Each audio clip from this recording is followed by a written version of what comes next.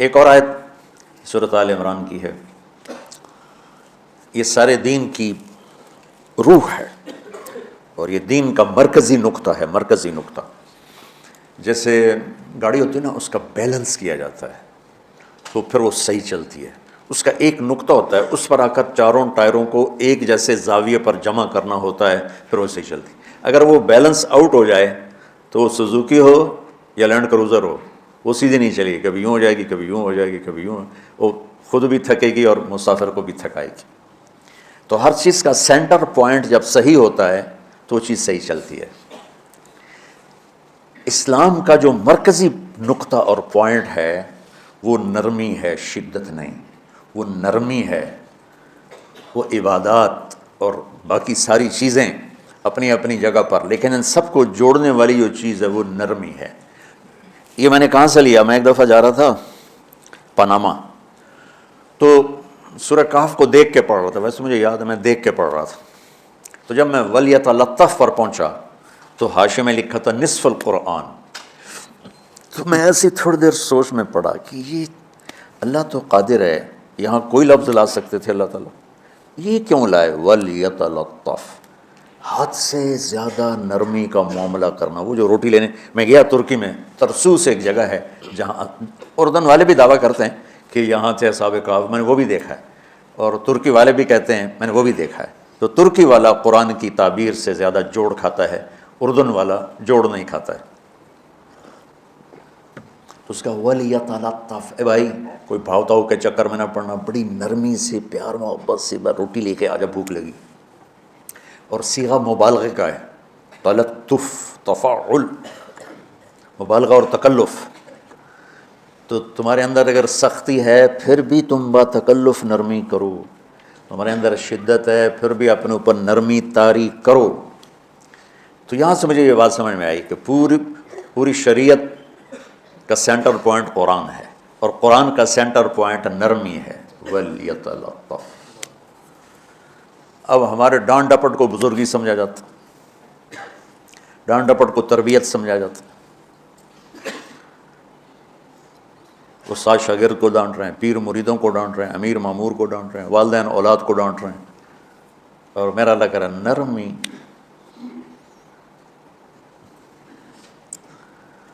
اب آیت سنو، یہ بات سمجھ میں آئے گی؟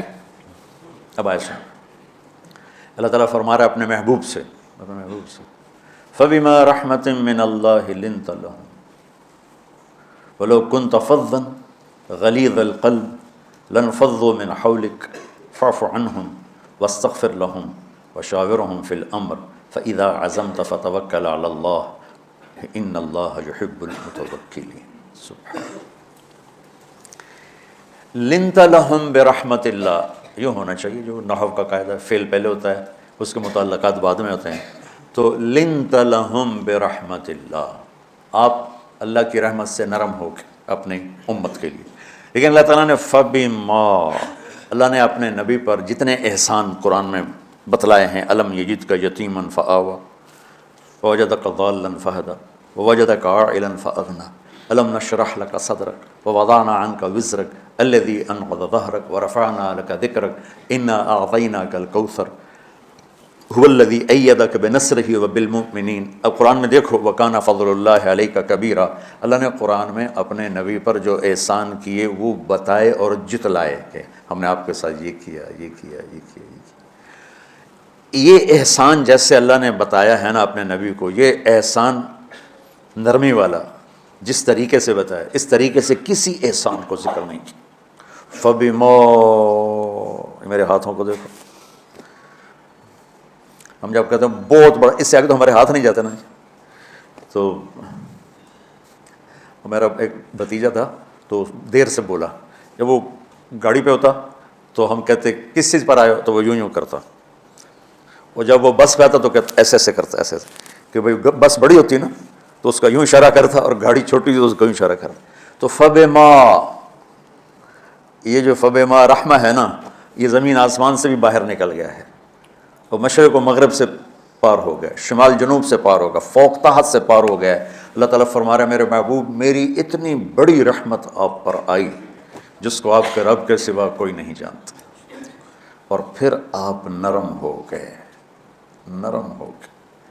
ان اللہ لا یعطی علی الرفق ما لا یعطی علی العنف، اللہ جو نرمی پہ دیتا ہے وہ سختی پہ نہیں دیتا۔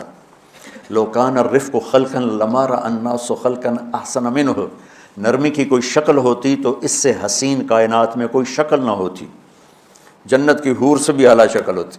وَلَوْ كَانَ الْعُنْفُ خَلْقًا لَمَا رَأَى النَّاسُ خَلْقًا أَبْغَضَ مِنْهُ، اور اگر بد اخلاقی کی، سخت مزاجی کی کوئی شکل ہوتی تو وہ شیطان سے بھی زیادہ خوفناک ہوتی۔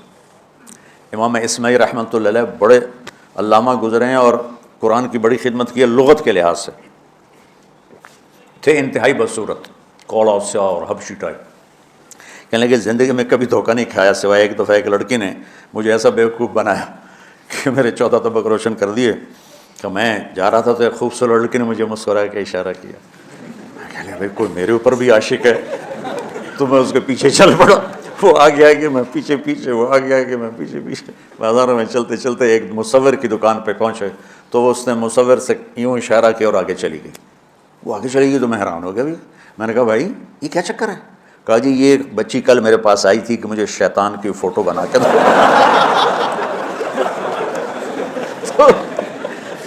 تو میں نے اسے کہا بیٹی میں نے تو شیطان دیکھا نہیں، تو مجھے دکھا تو میں اس کا فوٹو بناؤں، تو آج تمہیں لے کر کہہ رہی تھی یہ ہوتا ہے، ایسا ہوتا ہے۔ تو اگر سختی کی کوئی شکل ہوتی نا تو شیطان سے بھی بدصورت ہوتی۔ تو ہماری زندگیوں میں جو آئی ہیں نا رکاوٹیں، اس کا کوئی بڑا سبب نہیں ہے، یہ اسباب ہیں چھوٹے چھوٹے مل کے بڑے ہو۔ زبان کی شدت، بول کی شدت، نظر کی شدت، تانے تشنیع، مار پٹائی، اس نے ہمارے رشتوں کو تار تار کر دیا ہے۔ اور میں قربان جو میرا اللہ تعالیٰ کہہ رہا ہے لو كنت فظا غلیظ القلب، اگر آپ کی زبان میں شدت ہوتی، آپ کے مزاج میں شدت ہوتی، لانفضوا من حولک، انفضوا کا مطلب بتایا تھا نا کل پرسوں، بھگدڑ مچ جانا، پیچھے مڑ کے نہ دیکھنا۔ معلم محمد مصطفیٰ جیسے ہوں صلی اللہ علیہ وسلم، اور طلبہ اصحاب رسول جیسے ہوں۔ محمد الرسول اللہ، سورہ فتح، اللہ نے یوں ایک آیت محمد الرسول اللہ والذین معہ، یہاں محمد اللہ کے رسول ہیں، یہ دعویٰ ہے، یہ دعویٰ ہے کہ یہ میرے رسول ہیں۔ تو پوچھنے والا پوچھتا ہے کہ اس کی دلیل کیا ہے؟ تو اللہ کہتا ہے اس کے ساتھیوں کو دیکھ لو، ایسے ساتھی صرف نبی کے ہوتے ہیں اور کسی کے نہیں ہوتے۔ والذین معہ، معیت بہت بڑا شرف ہے۔ اور وہ کیسے ہیں؟ اشداء علی الکفار ہیں، رحماء بینہم ہیں۔ وہ کیسے ہیں؟ تراہم رکعا سجدا، کوئی سجدوں میں گڑ گڑا رہا، کوئی رکوع میں گڑ گڑا رہا۔ اور اخلاص ایک باریک چیز ہے جس کو موت سے پہلے ہم دعویٰ نہیں کر سکتے کہ میں جو کچھ کر رہا ہوں اخلاص سے کر رہا ہوں، لیکن وہ اتنے اللہ کے قریب ہوئے کہ اللہ نے ان کے اخلاص کی خود گواہی دی، یبتغون فضلا من اللہ ورضوانا۔ میں صرف قرآن سے صحابہ کو بتا رہا ہوں۔ تتجافى جنوبهم عن المضاجع يدعون ربهم خوفا وطمعا، میرے نبی کے ساتھ چلنے والے صحابہ کیسے ہیں؟ راتوں کو اٹھ اٹھ کے روتے ہیں، بستروں سے جدا رہتے ہیں۔ کیسے ہیں؟ كانوا قليلا من الليل ما يهجعون، رات کو بہت تھوڑا سوتے ہیں۔ وبالاسحار هم يستغفرون، اور پھر سحری کے وقت توبہ استغفار کرتے ہیں۔ یہ کیسے ہیں؟ یؤثرون على انفسهم ولو كان بهم خصاصہ، خود بھوکے رہ کر یہ اوروں کو کھانا کھلاتے ہیں۔ یہ کیسے ہیں؟ لقد رضی اللہ عن المؤمنین اذ یبایعونک تحت الشجرہ فعلم ما فی قلوبہم۔ یہ کیسے ہیں؟ یہ قرآن صرف بتا رہا ہے کہ صحابہ، آخری بات درجہ بندی کی، لا یستوی منکم من انفق من قبل الفتح وقاتل۔ میرے محبوب آپ کے صحابہ کے دو ہیں جماعتیں، ایک وہ ہیں جو فتح مکہ سے پہلے ایمان لائے، اور ایک وہ ہیں جو فتح مکہ اور اس سے آخر تک ایمان لائے۔ یہ جو بعد والے ہیں نا، یہ پہلے والوں کے برابر نہیں ہو سکتے، اللہ نے فرق مراتب رکھا ہے۔ لیکن ایک وعدہ میرا آپ کے ساتھ ہے، کیا وہ کیا ہے؟ کلن وعد اللہ الحسنى، میرا وعدہ ہے آپ کے ہر صحابی کو جنت دوں گا، ہر صحابی کو جنت دوں گا۔ اور یہ پہلی جماعت ہے جن کی حمایت میں قرآن اترتا تھا. اور ایک عجیب ہے کہ ایک لفظ قرآن کا، ایک لفظ، ایک آیت اتری، لا يستوي القاعدون من المؤمنین والمجاہدون فی سبیل اللہ. یہ آیت ایسی اتری جس میں نے پڑھا ہے کہ اللہ کے راستے میں جہاد کرنے والے اور گھر بیٹھنے والے برابر نہیں ہو سکتے. ٹھیک. عبداللہ بن ام مکتوم نابینا صحابی ہیں.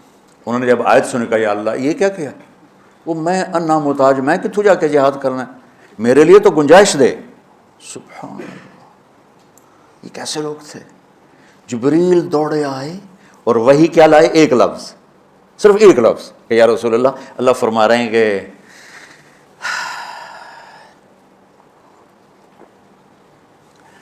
کیا ہے، عبس وتولی اذ جاءہ الاعمى، کہا میرے بندے کی فریاد میرے پاس پہنچ چکی ہے، لہٰذا اب اس آیت کو یوں پڑھا جائے، لا يستوي القاعدون من المؤمنین غیر اولی الضرر والمجاہدون فی سبیل اللہ، کہ جو معذور ہیں ان کے علاوہ جو صحت مند ٹھیک ٹھاک ہیں وہ اور جو میرے راہ میں ہیں برابر نہیں ہو سکتے. تو عبداللہ بن ام مکتوم کی فریاد پر قرآن کا ایک لفظ ہے، اور خولہ کی فریاد پر آیات بارش کے قطروں کی طرح، قد سمع اللہ قول التی تجادلک فی زوجها وتشتکی الی اللہ واللہ یسمع تحاورکما ان اللہ سمیع بصیر الذین یظاہرون منکم من نسائہم ما ہن امہاتہم ان امہاتہم الا اللائي ولدنہم وانہم لیقولون منکرا من القول والزورا. یہ پھر آگے بھی چلتی ہیں. ایک دیہاتی عورت کی فریاد نے عرش ہلا دیا اور قرآن اترا. یہ لوگ تھوڑا اور سنا دو تاکہ آپ کو خولہ کا پتہ چلے، خولہ کیا چیز ہے. انصاری عورت ہے، ہاں مالے کی ایک عورت ہے، خامن نے غصے میں طلاق دے دی. طلاق تھی زہار، تو میرے لیے میری ماں کی طرح ہے. اس طلاق کے بعد رجوع ہو ہی نہیں سکتا تھا. 3 طلاق میں تو رجوع ہو جاتا نا، کہ کسی اور جگہ شادی ہو جائے، وہاں سے طلاق ہو جائے واپسی، لیکن اس میں رجوع ایسا ہی ہے شیخ، ایسا ہی ہے نا. اس میں دوبارہ اگر اس کی شادی ہو جائے اور پھر وہاں سے وہ فارغ ہو کر اس سے شادی نہیں ہو سکتی. یہ اس زمانے کا رواج تھا. اب یہ ان کی عمر گزر گئی تھی، جو بھاگی بھاگی اللہ کے نبی کے پاس ہے، یا رسول اللہ میرے خامن اوس بن مالک نے زہار کر دیا، اوس بن صامت نے مجھ سے زہار کر دیا، تو کیا فتویٰ ہے؟ آپ نے کہا حرمتی علیہ، بیٹی تو حرام ہو گئی. بولیں گے یا رسول اللہ اکل مالی وافنا شبابی، جوانی میری ڈھل گئی، مال میرا کھا گیا وہ، تو میں کہاں جا کے بیٹھوں، ماں باپ میرے نہیں ہیں. آپ نے کہا حرمتی علیہ، تو اس پہ حرام ہو گیا. پھر اس نے کہا یا رسول اللہ میرا کیا بنے گا؟ تو آپ چپ ہو گئے. جب وہ مانتی نہیں تو کیا کرو، آپ چپ ہو گئے. حضرت عائشہ رضی اللہ عنہا آپ کو کنگھی کر رہی تھی. جب اس نے دیکھا اللہ کے نبی نے جواب دینا چھوڑ دیا ہے، کہا چلے ٹھیک ہے میں اپنے رب سے بات کرتی ہوں. اس نے وہیں بیٹھے بیٹھے ہاتھ اٹھایا، اے اللہ ان لی منہ صبیۃ صغار، اے میرے رب میرے چھوٹے چھوٹے بچے، ان ضممتہم الی فجعوا وان ضممتم الیہ فضاعوا، میرے رب میرے چھوٹے چھوٹے بچے، عمر میری ڈھل گئی، میری دوسری شادی نہیں ہو سکتی، ان بچوں کو میں اپنے پاس رکھوں تو ان کو روٹی کہاں سے کھلاؤں، یہ بھوکے مریں گے. خامند کے پاس چھوڑ کے چلے جاؤں تو وہ بھی کمزور ہو چکا ہے، یہ ان کی تربیت کون کرے گا، یہ تو برباد ہو جائیں گے. اب اس کی دعا سنو، یا اللہ اپنے نبی کی زبان پر میرے حق میں فیصلہ دے. یہ نہیں کہا کہ تو اپنی شریعت کا فیصلہ سنا، کہ اللہ میرے حق میں دینا ہے فیصلہ. اور اللہ تعالیٰ کا قرآن آ گیا، ہاں خولا ہم نے اپنے رحمت کے طفیل تیرے حق میں فیصلہ دے دیا.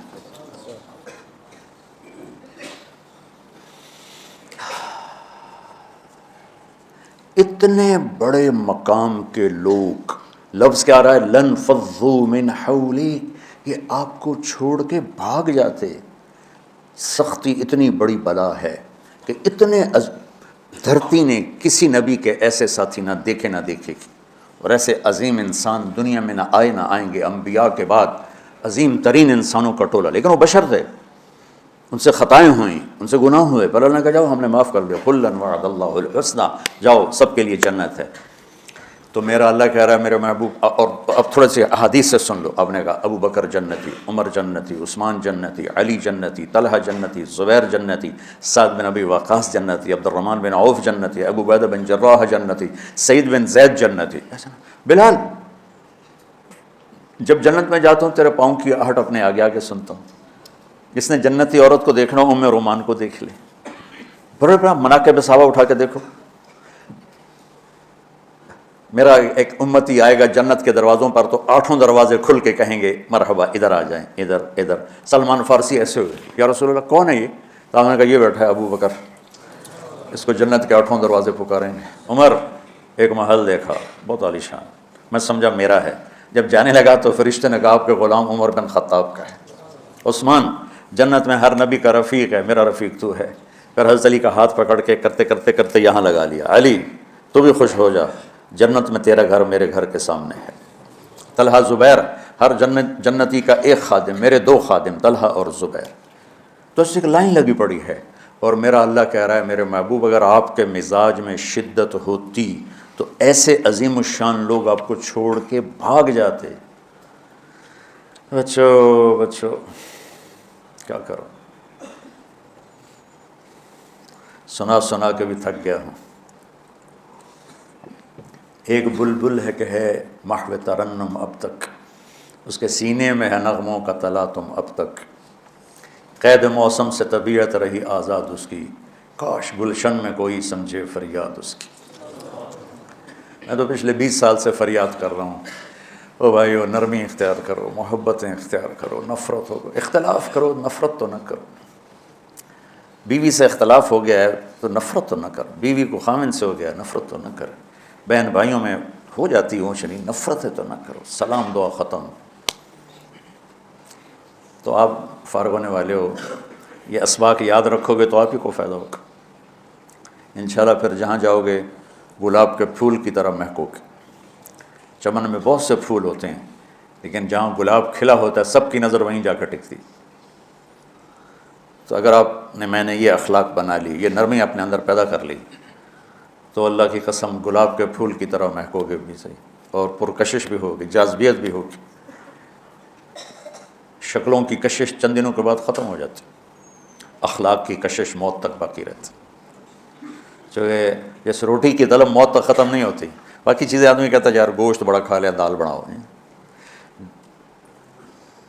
بھنڈی کھا لی اب توری بناؤ، لیکن روٹی ایسی ہے اسے کوئی کسی دن جاتا ہے روز ہی روٹی کو اس طرح اندر رچ پچ گئی۔ ایسے اچھے اخلاق روٹی کی طرح جن کی طلب کبھی ختم نہیں ہوتی۔ تو ہمارے علمی حلقے ہوں، دیندار حلقے ہوں، ان سب میں شدت پائی جاتی، ہر درجے کی شدت۔ تم بیچ میں ایک موم بن کے جاؤ، لوہا بن کے نہ جاؤ، موم بن کے جاؤ، اور سارے رشتوں کی تلخیوں کو اپنے پی جا، ایام کی تلخی کو بھی ہنس کے ناصر، غم کے سہنے میں بھی قدرت نے مزہ رکھا ہے۔ تلخیوں کو پینا سیکھو، زبان کو بند کرنا سیکھو، اور پھر مسکرانا سیکھو، اور نرمی کا سلوک سیکھو جو میرے نبی کی سب سے عالی شان صفت فبما رحمت من اللہ۔